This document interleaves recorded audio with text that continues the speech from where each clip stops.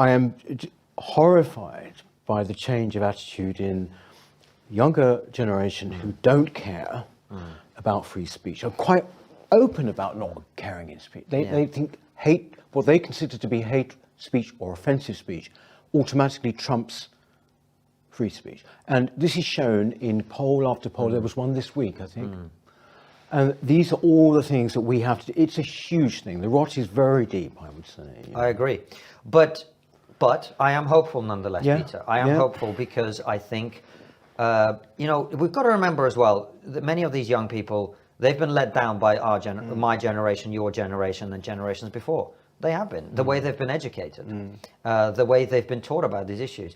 If people our age don't care. I love it. You say our age. I think I'm 20. I've got 20 years on you, I think. Well, if people your age and my age don't care about freedom, don't explain to their children why freedom is valuable, don't talk about what happens in countries that are not free. If people of your age and my age don't tell young people about, yes, slavery was bad, but it was happening much worse in every other part of the world at the same time. That Arab slave traders took more slaves out of Africa than Western Europeans did, and the death rate was higher, right?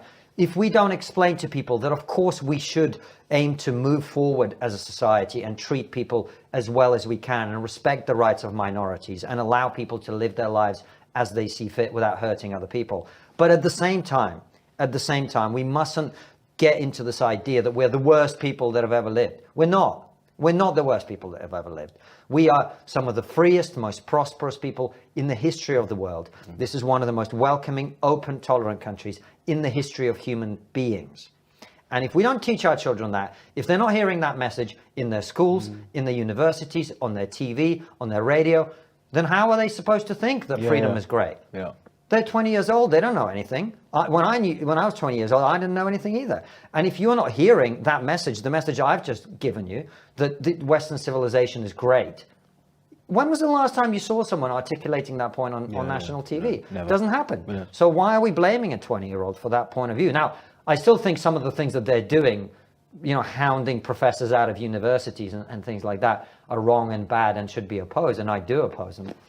But we've got to take responsibility. We've got to take responsibility. So my child is about to be born, and I'm going to make damn sure they understand, they're going to be going back to Ukraine or other countries around and seeing how people live there. So they understand. They understand the difference.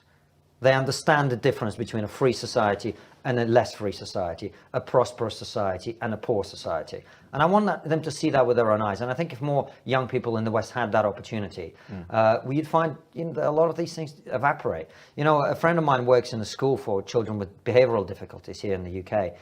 And she told me the story about how they went on a school trip to Africa for a month. And after this girl came back and saw how people live in Africa, all her problems disappeared overnight. A lot of the problems we face in the West are problems of our own success, Peter, and it's up to us to solve them.